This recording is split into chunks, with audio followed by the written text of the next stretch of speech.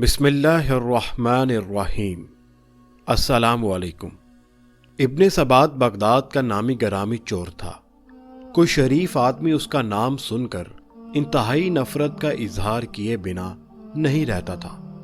وہ اپنے پیشے میں ایسا ماہر تھا کہ 20 چوریاں کرنے کے باوجود قانون کی گرفت میں نہیں آتا تھا۔ آخر ایک دن حکام نے اسے گرفتار کر بھی لیا۔ قانون وقت کے مطابق اس کا ایک ہاتھ کاٹ دیا گیا اور پھر اس کو ناقابل اصلاح مجرم قرار دے کر مدت العمر کے لیے جیل بھیج دیا گیا۔ اہل بغداد اب اس کا ذکر ہاتھ کٹے شیطان کے نام سے کرتے تھے۔ 10 برس کی قید کاٹنے کے بعد ایک دن ابن سبات کسی طرح جیل سے بھاگ نکلا اور قید خانے سے باہر آتے ہی اپنے قدیم پیشے کو از سر نو شروع کرنے کا ارادہ کر لیا۔ ایک ہاتھ کے نقصان اور قید و بند کی طویل پرصحبت زندگی نے اس کے کردار اور مزاج پر ذرا برابر اثر نہیں ڈالا تھا۔ آزادی کی فضاؤں میں آتے ہی اس کی چوری کرنے کی خواہش نے سر اٹھانا شروع کر دیا اور رات کا اندھیرا پھیلتے ہی وہ اپنی مہم پر نکل گیا۔ ادھر ادھر پھرتے پھراتے اسے ایک وسیع حویلی نظر آئی جس کے چاروں طرف دور دور تک سناٹا تھا۔ ابن سبات اس کے پھاٹک کے پاس رک گیا اور سوچنے لگا کہ اندر جانے کی کیا تدبیر اختیار کی جائے کہ اس کا ہاتھ حویلی کے دروازے پر پڑا اور یہ دیکھ کر وہ خوش ہو گیا کہ اس کا دروازہ کھلا ہوا تھا۔ وہ آہستگی سے حویلی میں داخل ہو گیا۔ اندر ایک وسیع احاطہ تھا جس میں چاروں طرف کمرے بنے ہوئے تھے اور ایک بڑا کمرہ وسط میں تھا۔ ابن سبات اسی بڑے کمرے میں داخل ہو گیا۔ اسے یقین تھا کہ یہ کسی بڑے امیر یا سوداگر کا مکان ہے۔ جو ہی اس نے بڑے کمرے کے دروازے کو ہاتھ لگایا تو وہ بھی کھل گیا۔ یہ بڑا خوش ہوا، لیکن اندر جا کر بڑی مایوسی ہوئی کہ اندر کوئی قیمتی ساز و سامان نہ تھا۔ ایک طرف کھجور کے پتوں کی چٹائی بچھی تھی، اس کے قریب چمڑے کا ایک تکیا اور بھیڑ کی کھال کی چند ٹوپیاں پڑی تھیں۔ ایک گوشے میں پشمینہ کے موٹے کپڑے کے چند تھان بکھرے پڑے تھے۔ ابن سبات ایسے معمولی سامان کو دیکھ کر جلا اٹھا اور مکان مالک کو گالیاں دینے لگا کہ اس نے اتنے بڑے مکان میں کیسا بیکار اور گھٹیا سامان رکھا ہوا ہے۔ اگرچہ یہ سامان اس کے مزاج کے خلاف تھا، لیکن اس نے خالی ہاتھ جانے کی بجائے اسی کو چوری کرنے کا فیصلہ کیا۔ اس نے ایک تھانوں کی ایک گٹھری بنائی اور اس کو باندھنے کی کوشش کرنے لگا، لیکن ایک ہاتھ نہ ہونے کے باعث اس کو گرا نہ لگا سکا اور ہامتا ہوا بیٹھ گیا۔ عین اسی وقت دروازہ کھلا، ایک شخص چراغ لیے کمرے میں داخل ہوا۔ ابن سبات کا خوف سے برا حال تھا اور اس کے جسم پر لرزہ طاری ہو گیا۔ اس نے دیکھا کہ اندر داخل ہونے والے ایک دراز قد خمیدہ کمر اور انتہائی نحیف آدمی تھا۔ اس کے اوپر ملگجے رنگ کی قبا تھی اور سر پر بھیڑ کی کھال کی ایک ٹوپی تھی۔ اس شخص کے چہرے پر ایک نور تھا اور آنکھوں میں ایسی چمک تھی کہ کوئی فرد اس کو اثر لیے بغیر نہیں رہ سکتا تھا۔ اس نووارد نے چراغ ایک طرف رکھ دیا اور انتہائی نرمی سے کہا، میرے بھائی، خدا تم پر رحمت کرے، یہ کام روشنی اور کسی ساتھی کے بغیر نہیں ہو سکتا ہے۔ دیکھو، یہ چراغ ہے اور تمہاری مدد کے لیے میں حاضر ہوں۔ ہم دونوں یہ کام اطمینان کے ساتھ کر لیں گے۔ ابھی ابن سبات اپنے حواسوں پر قابو پانے کی کوشش کر رہا تھا کہ یہ کیا معاملہ ہے۔ اتنے میں اجنبی نے تھانوں کو 2 حصوں میں تقسیم کر دیا اور پھر ان کی 2 الگ الگ گٹھریاں بنائیں۔ اچانک اسے کچھ خیال آیا اور اس نے ابن سبات کو مخاطب کر کے کہا، میرے بھائی، معاف کرنا، مجھے خیال ہی نہیں رہا کہ ایسا تھکا دینے والا کام کر کے تمہیں بھوک لگ رہی ہوگی۔ میں ابھی تمہارے لیے دودھ گرم کر کے لاتا ہوں، اسے پی کر تم تازہ دم ہو جاؤ گے۔ یہ کہہ کر اجنبی باہر نکل گیا۔ ابن سبات چند لمحوں تک تو عالم تحیر میں کھو گیا اور یکا یک اپنے ماتھے پر ہاتھ مار کر کہا، میں بھی کیسا احمق ہوں، اتنا بھی نہیں سمجھ سکا، یہ بھی میرا ہی کوئی ہم پیشہ ہے۔ اتفاق سے آج ہم دونوں اسی ایک ہی مکان میں جمع ہو گئے ہیں۔ البتہ یہ کوئی گھر کا بھیدی معلوم ہوتا ہے۔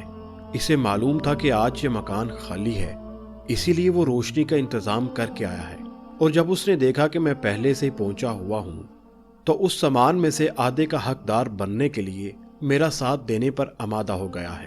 اور ابھی یہ سوچ ہی رہا تھا کہ وہ 9 وار دودھ کا پیالہ ہاتھ میں لیے اندر داخل ہوا اور یہ کہہ کر پیالہ ابن سبات اس کے ہاتھ میں پکڑا دیا کہ اسے پی لو، یہ تمہاری بھوک اور تھکان کو دور کر دے گا۔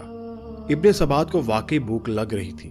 اس نے فوراً دودھ کا پیالہ خالی کر دیا، پھر کڑک کر بولا، دیکھو میں اس سامان تک تم سے پہلے پہنچا ہوں، اس لیے ہمارے پیشے کے اصول کے مطابق اس مال پر تمہارا کوئی حق نہیں ہے، تاہم تم نے مال سمیٹنے میں جس مستعدی کا ثبوت دیا ہے اس کے پیش نظر میں تمہیں تھوڑا بہت مال دے دوں گا۔ چلو اب گٹھریاں اٹھائیں اور چلیں۔ ابن سبات کی اس بات پر اجنبی مسکرایا اور پھر شفقت سے بولا، میرے بھائی، تم میرے حصے کا خیال کر کے اپنا دل کیوں میلا کرتے ہو؟ اس میں سے میں تم سے کوئی حصہ نہیں لوں گا، تمہارا ایک ہاتھ ہے، تم چھوٹی گٹھری اٹھانا، میں بڑی گٹھری اٹھا کر چلتا ہوں، جہاں تم کہو میں وہاں تک اسے پہنچا دیتا ہوں۔ ابن سبات نے کہا، بس ٹھیک ہے، تمہیں مجھ سے بہتر سردار سارے ملک میں نہیں مل سکتا، میں یہ چھوٹی گٹھری اٹھا لیتا ہوں، تم بڑی گٹھری اٹھا کر میرے آگے چلو۔ اس اجنبی نے پورا زور لگا کر ایک بڑی گٹھری اپنی کمر پر لاد لی۔ اس کی خمیدہ کمر گٹھری کے بوجھ سے اور بھی خمیدہ ہو گئی اور وہ آہستہ آہستہ قدم اٹھاتا ابن سبات کے آگے چل پڑا۔ لیکن ابن سبات کو بہت جلدی تھی کیونکہ رات بڑی تیزی سے ختم ہو رہی تھی اور وہ بار بار اس اجنبی کو ٹھوکر مار کر کہتا کہ تیز چلو۔ اجنبی کئی بار لڑکھڑا گیا لیکن پھر اٹھ گیا اور ہامتا کامتا تیز تیز قدم اٹھانے لگا۔ ایک جگہ چڑھائی کی وجہ سے سخت مشکل پیش آئی اور وہ بے اختیار گر پڑا۔ ابن سبات نے اس پر گالیوں کی بچھاڑ کر دی اور پھر اس کی کمر پر ایک زوردار لات جما دی۔ اجنبی جوں تو کھڑا ہوا اور ابن سبات سے معذرت کرنے لگا۔ ابن سبات نے گٹھری پھر اس کی کمر پر رکھ دی اور دونوں چلتے چلتے دور ایک پرانے کھنڈر میں پہنچے۔